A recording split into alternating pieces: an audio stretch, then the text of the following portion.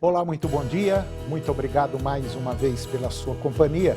Está começando mais uma edição do programa Agronegócio e eu desejo a você hoje um dia muito abençoado. E no programa de hoje nós vamos falar do fenômeno El Niño. Vou conversar com William Sartori, ele é coordenador de pesquisa e desenvolvimento da MP Agro. Vamos falar do tanque para abastecimento rápido de pulverizadores, o que gera mais de 50% na eficiência da operação. Vamos falar do aumento na entrega de fertilizantes ao mercado de produção. Vamos ver como está o mercado do leite spot, que continua caindo. E nós vamos falar também do levantamento sistemático da produção agrícola. E você vai ver como está a produção de café na safra 22-23, que já movimentou mais de 2,5 bilhões de reais. O programa Agronegócio já está no ar.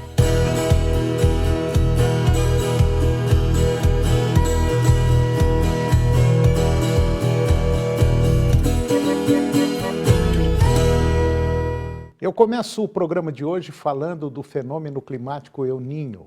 Após 3 anos do padrão climático Laninha, o El Niño retornou oficialmente e é provável que produza condições climáticas extremas no final deste ano. A formação do El Niño pode aumentar as temperaturas e provocar estiagens em partes das regiões norte e nordeste do Brasil. Segundo pesquisadores do Centro de Previsão de Tempo e Estudos Climáticos, o CPTEC, que pertence ao Instituto Nacional de Pesquisas Espaciais, o INPE, ele já mostrou que, num outro extremo, em algumas partes da região sul, o fenômeno deve causar excesso de chuvas. E com os impactos já previstos, e muitos deles já ocorrendo, é possível definir como serão as próximas estações. De acordo com a Associação Catarinense de Meteorologia, o El Niño é a fase positiva de uma oscilação global do sistema oceano-atmosfera, que impacta de forma significativa as condições climáticas em todo o planeta. Segundo o relatório, da evolução do fenômeno para as próximas estações do ano, para a região sul do Brasil, o efeito mais significativo é o aumento dos índices pluviométricos, ainda conforme divulgado pela Meteorologia de Santa Catarina. A expectativa é que o fenômeno persista ao longo de 2023 e 2024, pelo menos até o início do outono. As mais recentes atualizações indicam que, no trimestre, outubro, novembro, dezembro, o El Niño vai atingir o pico, ou seja, neste período as chuvas serão mais frequentes e mais intensas em Santa Catarina. Os volumes serão acima da média e acima do esperado para o estado. E agora vamos falar do levantamento sistemático da produção agrícola. O Instituto Brasileiro de Geografia e Estatística, o IBGE, ele divulgou o levantamento sistemático da produção agrícola e mostra que a análise da safra nacional de cereais, leguminosas e oleaginosas deve registrar novo recorde agora neste ano, totalizando 305 milhões de toneladas. Esse montante é 16% ou 42,2 milhões de toneladas maior do que a safra obtida em 2022. Na comparação com abril, a estimativa assinalou alta de 1,1%, com acréscimo de 3,3 milhões de toneladas. A expectativa é de recorde nas produções de soja, milho e trigo. A área a ser colhida neste ano deve ser de 76,6 milhões de hectares, 4,6% maior que a área colhida em 2022, com um aumento de 3,4 milhões de hectares. Os principais destaques da safra deste ano são a estimativa da produção de soja, milho e trigo, os três estabelecendo novos recordes. No caso da soja, a produção deve chegar a 148 milhões de toneladas, um aumento de 24% em comparação à quantidade obtida no ano passado. E agora você vai ver que teve aumento na entrega de fertilizantes ao mercado de produção. No desenrolar de uma possível safra recorde, as entregas de fertilizantes cresceram quase 22% no mês de maio, como informa a Associação Nacional para a Difusão de Adubos, que é a ANDA. No quinto mês do ano, foram entregues 3,96 milhões de toneladas, um aumento de quase 22% em relação ao mesmo mês de 2022, quando o volume alcançou 3,2 milhões de toneladas. No acumulado do ano, de janeiro a maio, registraram-se 14,8 milhões de toneladas, com crescimento de 1,5%, ante as 14,6 milhões de toneladas do mesmo período de 2022. E dentro desse cenário, o estado do Mato Grosso, líder nas entregas ao mercado, concentra o maior volume, 25,6%, atingindo 3,8 milhões de toneladas. Depois veio o Paraná, 1.800.000 toneladas, Goiás em terceiro com 1.700.000 toneladas, São Paulo 1.300.000, Minas Gerais 1.200.000 toneladas e o Rio Grande do Sul 1.100.000 toneladas.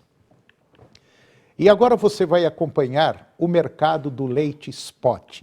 Leite spot é aquele produto comercializado entre os laticínios, isto é, um laticínio vende o próprio leite para outro laticínio que precisa, por exemplo, fazer escala.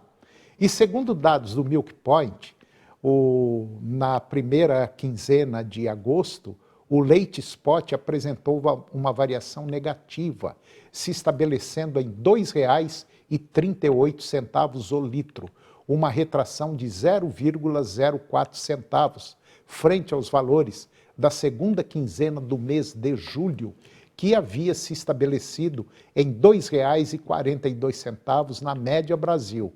Com o aumento da oferta de leite na região sul do país, em virtude do crescimento sazonal da produção, os 3 estados da região ainda apresentam reduções para o preço médio do leite spot.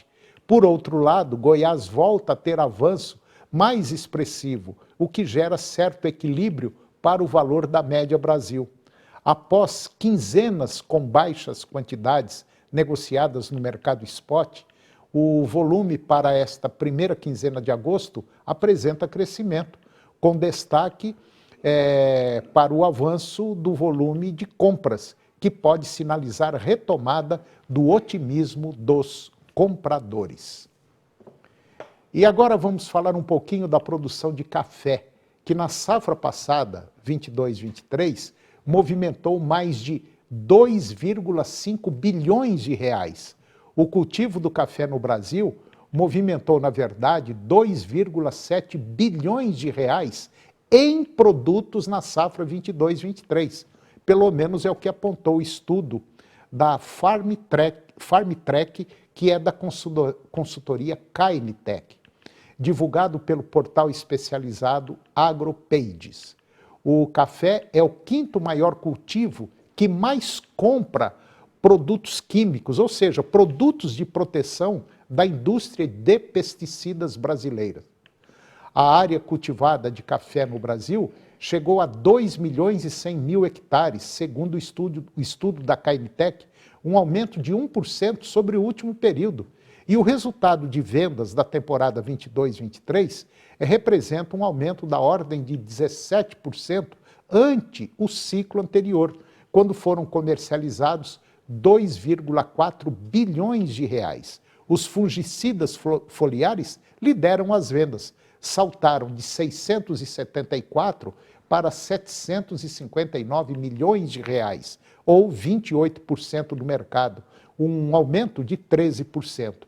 Já os herbicidas, na segunda posição, responderam pelo montante de 727 milhões de reais, frente à safra 21-22, equivalente a um aumento de 27% das transações.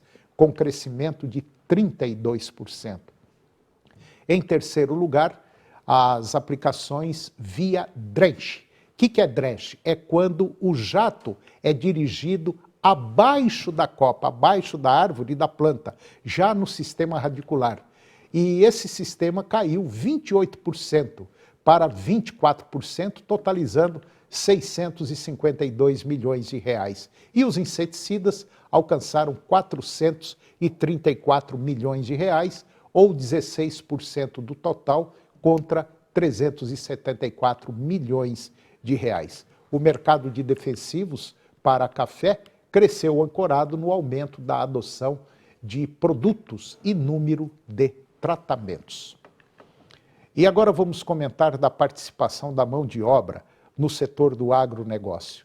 Durante o primeiro trimestre deste ano, o setor do agronegócio registrou a participação de 28 milhões de trabalhadores envolvidos em atividades ligadas ao campo, marcando o maior contingente de empregados desde 2012.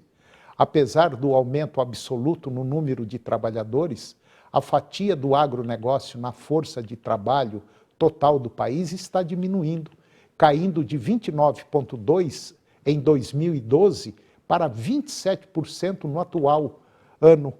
Durante o primeiro trimestre deste ano, o setor teve um total de 290.400 empregos, um aumento de 1% em relação ao quarto trimestre de 2022 e de 0,9% em relação ao mesmo período do ano passado. O segmento de agroserviços foi o destaque, com um crescimento de quase 7%.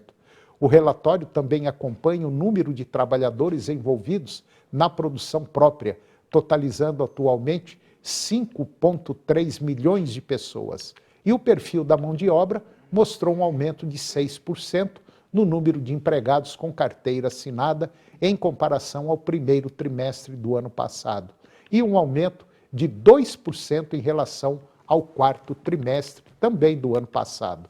No segmento feminino, houve um crescimento de 1,3% em relação ao ano passado e 0,8% em relação ao último trimestre de 2022.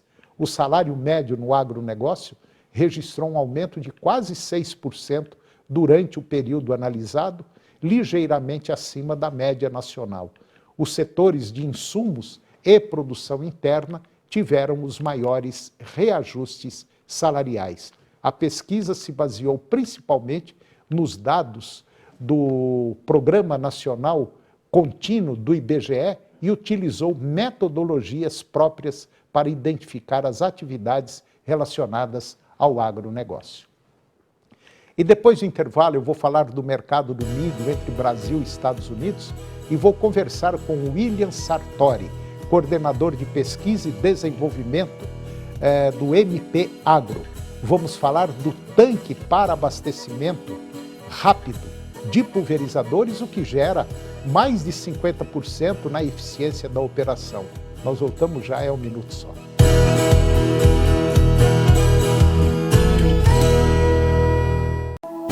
Canal TV Agro. Apoio Planalto Máquinas Agrícolas Revendedor Valtra. Goiânia, Jussara, Itumbiara e Porangatu. Estância Bahia Leilões. Estância Bahia a serviço da pecuária brasileira. Europoços Artesianos. Poços com até 800 metros de profundidade. Nutroeste Nutrição Animal. Tecnologia de resultados a serviço do pecuarista.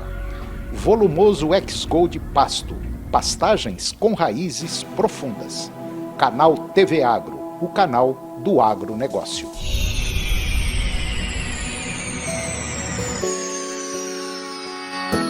Está no ar a promoção Aluguel Garantido 99,5 FM. É a sua chance de sair do sufoco com a rádio das grandes promoções. Participe e concorra ao valor de R$6.000 para pagar o aluguel da sua casa ou apartamento. Promoção Aluguel Garantido na 99,5 FM. Primeiro lugar em audiência. A gente ouve porque gosta.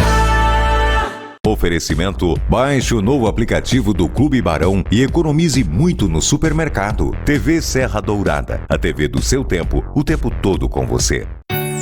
Hoje, a partir das 8:45 da noite... Tinha que ter um jeito da gente se falar sem causar muito. Tá difícil. A minha mãe sofreu muito. A minha também. Mas sei lá, a sua mãe já pagou pelo erro dela. A minha mãe não errou, Romeu. E a mágoa confunde os sentimentos. Se o certo é a gente não ser amigos, então por que toda vez que eu vejo o Romeu, eu sinto esse frio na barriga e essa vontade de ficar mais perto A dele? infância de Romeu e Julieta. Em seguida, às 9:30... Ai, essa angústia que não passa. É só chamar no Probleminha Eles vão procurar pela Isa com todo o empenho. que nossos detetives correm pra resolver. Aquilo não é o turbante da Isabela? Quer dizer, eles tentam. Isso não importa, Regina. Eu quero saber da Isabela. Cúmplices de um resgate. Emoção pra curtir em família. Só aqui no SBT. Agronegócio. Oferecimento: Moinho Fino. A delícia que é o nosso café de todos os dias. Puríssimo. Senar Goiás, a maior escola da terra. Seu New Holland precisa de uma peça? Clica na Carpal que chega. carpaltratores.com.br.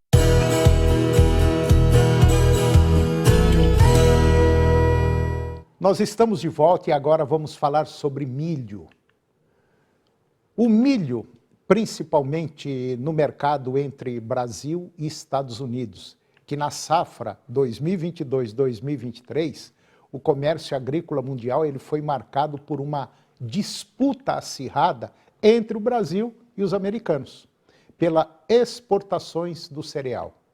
Um estudo realizado pela Associação Nacional dos Produtores de Milho lá dos Estados Unidos trouxe à tona projeções que indicam o Brasil ultrapassando os americanos em termos de exportação.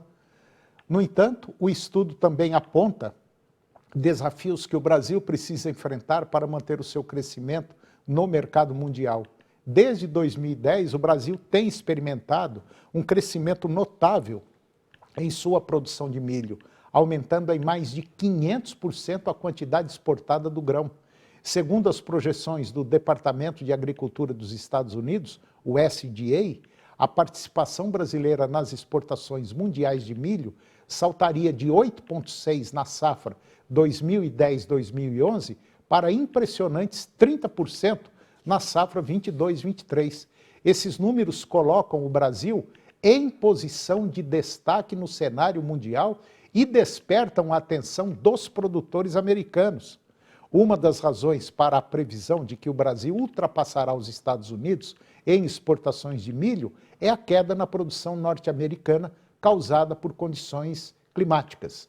O estudo americano de produção ressalta que em 2012 e 2013, o Brasil assumiu a liderança nas exportações de milho quando os americanos enfrentaram uma redução significativa em sua produção devido às adversidades climáticas. E agora eu vou conversar com o William Sartori.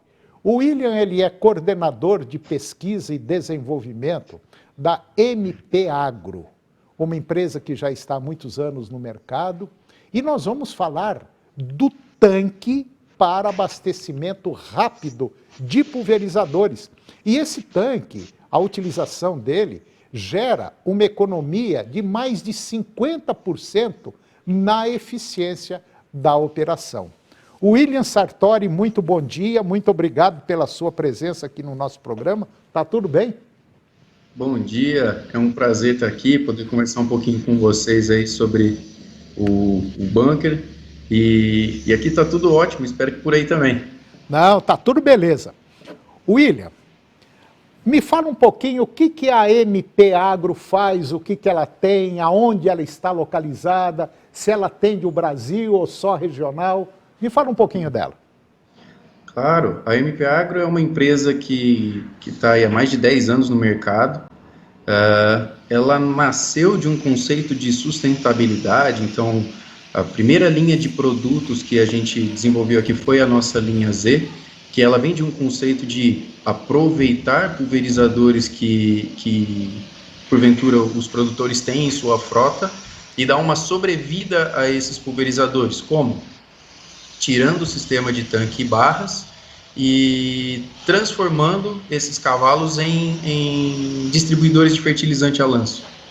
Então, foi assim que a empresa nasceu, foi nessa ideia, nesse conceito, e aí essa busca por soluções voltadas à otimização e sustentabilidade é que tem sido o foco dos nossos desenvolvimentos até então. Então, a gente seguiu com a linha Z, extrapolou depois essa linha para as linhas de arrasto, para trator, que aí a gente tem a nossa linha, a linha Taurus, que é uma linha menor, para tratores menores. Evoluímos também para a nossa linha Robust, que aí já são equipamentos de maior autonomia, proporcionando um maior rendimento operacional aí.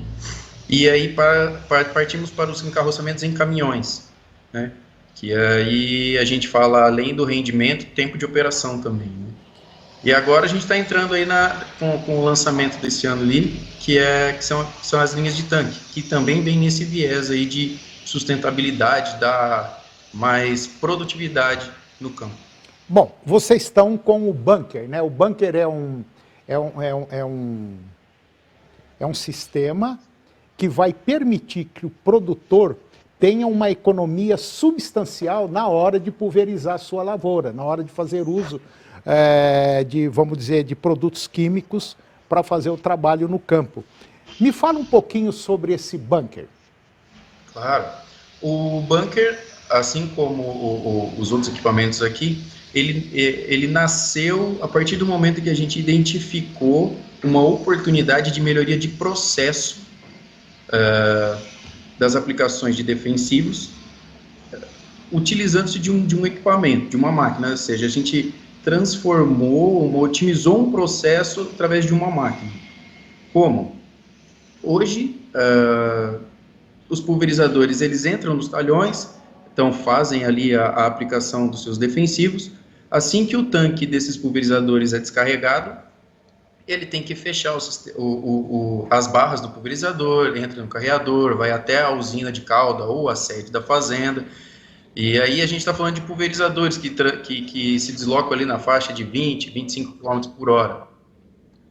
Aí tem todo um tempo ali até o operador descer, abastecer novamente de calda, voltar para o talhão e retomar o trabalho, né?